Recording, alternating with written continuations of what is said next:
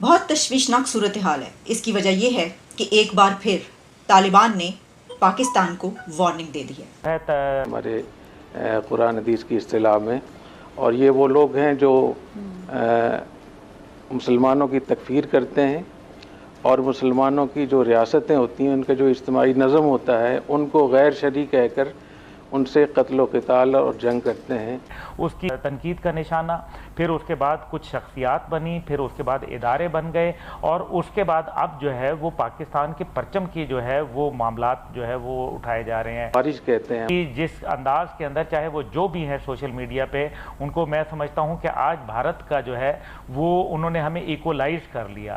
وہ جو را کا ایجنڈا تھا، جو ان کو خالصتان میں تکلیف ہوئی ہے، اس کی بنیاد کے اوپر آج جو ہے وہ پاکستان کے اندر کیا کر رہے ہیں، کھل کھیل کے اپنا ایک ایجنڈا، اس کے لیے مہرے کوئی بھی ہو سکتے ہیں. لیکن اس صورت کے اندر مجھے نہیں نظر آ رہا کہ جو آپ کو بات کر رہے ہیں لوگ کہ جی یہ 2024 اکتوبر کے اندر، کیونکہ آپ کے ساتھ میری اس معاملے پہ کافی میرے خیال میں بحث ہو چکی ہے مختلف پروگراموں میں، جس کے اندر میرا پہلے بھی یہی بات تھی کہ 2024 سے پہلے تو الیکشن آپ کو ممکن نہیں ہے. اب تو تمام پارٹیاں ہی اس بات کے اوپر بات کر رہی ہیں. دوسری بات یہ، اور تقریباً مور اور لیس نیم رضامندی بھی ان کی شامل ہے.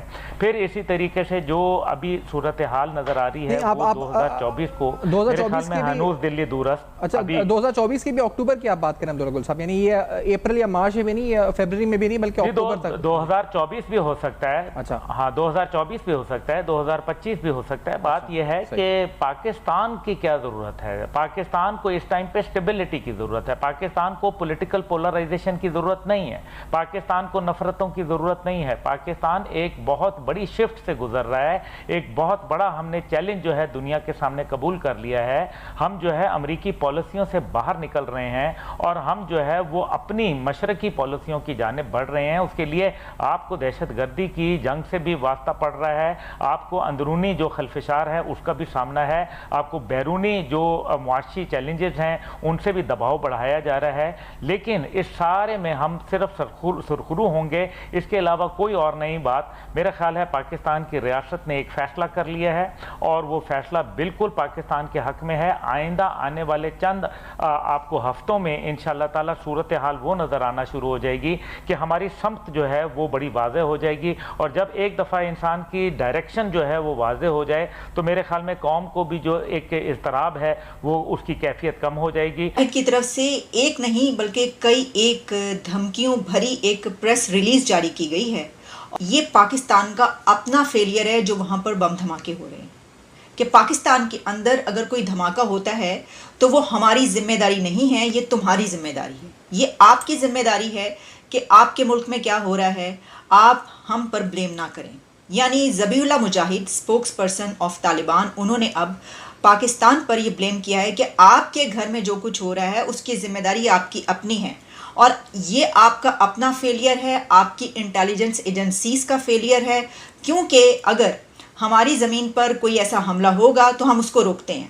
جس پہ انہوں نے یہ بھی کہا کہ یہاں پر کچھ ایسے لوگ بھی پکڑے گئے جو کہ داعش کے لوگ کہے جاتے ہیں اور اس میں پاکستانی شامل تھے. یعنی ایک طریقے سے انہوں نے یہ کہا کہ یہاں پر جو داعش کے لوگ کام کریں یا داعش کے ساتھ مل کر جو دہشت گردی ہو رہی ہے اس میں جو لوگ پکڑے ہیں جس کے بارے میں ان کے پاس انٹیلیجنس موجود ہے. پاکستان، جس طرح ہم یہ کہتے ہیں کہ افغانستان سے یہاں پر دہشت گردی ہوتی ہے، افغانستان کے دہشت گرد یا ٹی ٹی پی یا وہاں سے جو داعش کے لوگ ہیں وہ یہاں پر داخل ہوتے ہیں، دہشت گردی کرتے ہیں. اسی طریقے سے انہوں نے کہا ہے کہ انہوں نے اپنے ملک افغانستان میں جو لوگ پکڑے ان کا تانا بانا اور جو تعلق ہے وہ پاکستان سے ہے. تو ایک طریقے سے اب افغان طالبان نے، افغان حکومت نے، افغانستان نے پاکستان کے اوپر یہ بلیم کیا ہے کہ نہ صرف یہ کہ ہم آپ کی طرف کوئی ایسی دہشت گردی نہیں کر رہے بلکہ ہماری طرف جو دہشت گردی ہو رہی ہے وہ آپ کے ملک کے لوگ شامل ہیں. اب یہ ایک بہت ہی تشویشناک صورتحال اس لیے ہے کہ آپ کو یاد ہوگا کہ ابھی اس سے 2 دن پہلے طالبان حکومت کے جو امیر ہیں کی طرف سے یہ حوصلہ افزا بیان آیا تھا کہ پاکستان پر حملہ کرنا حرام ہے، اور انہوں نے یہ حکم جاری کیا تھا کہ جو بھی اس کو جہاد سمجھ کے حملہ کرے گا تو اس کو जिहाद नहीं समझा जाएगा, ये आप जिहाद नहीं करेंगे। अगर आप ये समझ रहे हैं कि आप दहशत गर्दी करेंगे दूसरे मुल्कों में और पाकिस्तान पर अगर हमला होगा और उसको जिहाद समझा जाएगा, कोई भी ग्रोह या ग्रुप इस तरीके से करेगा, तालिबान अगर ऐसा करेंगे तो हम उसको जिहाद नहीं समझेंगे, उसको जिहाद नहीं माना जाएगा।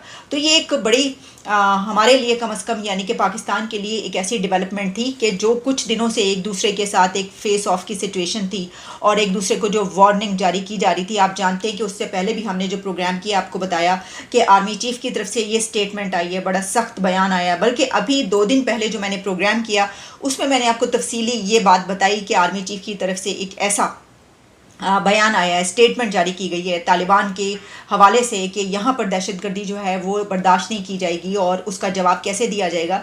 तो ये कुछ दिनों से जो मामला चल रहे हैं इसमें अब एक और मोड़ ऐसा आया है कि जिसमें एक ऐसे बयान के बाद कि जिहाद तस्वुर नहीं किया जाएगा, इससे ये इन्हीं लोगों ने हज़रत अली रज़ी अल्लाह तआला अन्हु को शहीद किया था।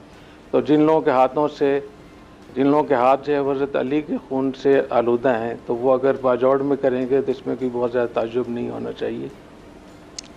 हदीस शरीफ में आता है, बुखारी शरीफ और मुस्लिम शरीफ की रिवायत में है, यक़्तुलून अहलल इस्लाम व यदऊन अहलल अवसान, कि मुसलमानों को ये कत्ल करेंगे और अहल शिर्क को, मुशरिकीन को छोड़ेंगे।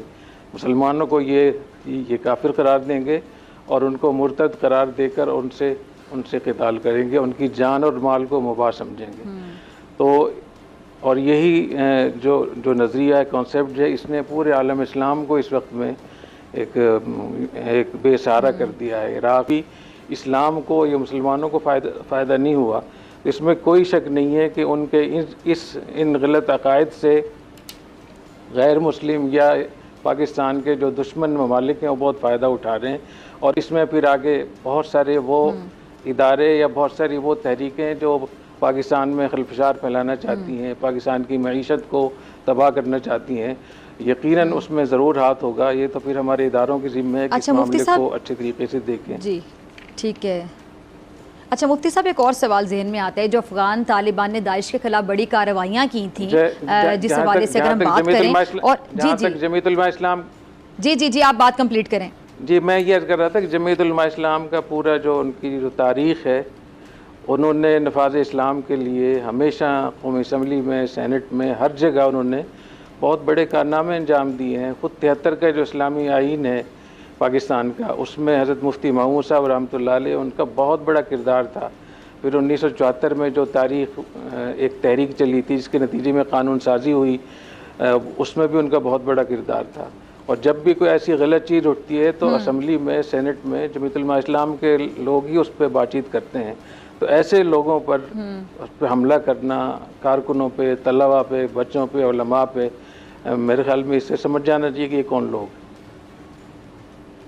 अच्छा मुफ्ती साहब, अब ऐसे वक्त में, बल्कि मैं अगर कहूँ कि कड़े वक्त में, ये कड़ा वक्त है, मुश्किल वक्त है, तो मुसलमानों पर अब क्या ज़िम्मेदारी आयद होती है? मुसलमानों को क्या करना चाहिए? मुसलमानों के करने के लिए क्या काम हो? आप इस प्लेटफॉर्म से अगर आगाही देना चाहें तमाम लोगों को। जी मैं इस पर यह अर्ज़ करना चाहूँगा कि इसके असबाब क्या हैं। ये जो यहाँ तक बात पहुँची है, जो लोग मज़हब के नाम पे या सियासत के नाम पे या उस पे नाम पे इस मुल्क को नुकसान पहुँचा रहे हैं, खून बहा रहे हैं, मईशत बर्बाद हो रही है, इसकी सबसे बड़ी वजह हमारा तालीमी निज़ाम है।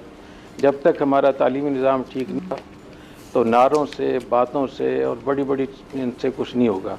तो हमारा जो तालीमी निज़ाम है, चाहे वो मदारिस का हो, चाहे वो स्कूल, कॉलेज, यूनिवर्सिटी का हो, दोनों में इस्लाहात की ज़रूरत है।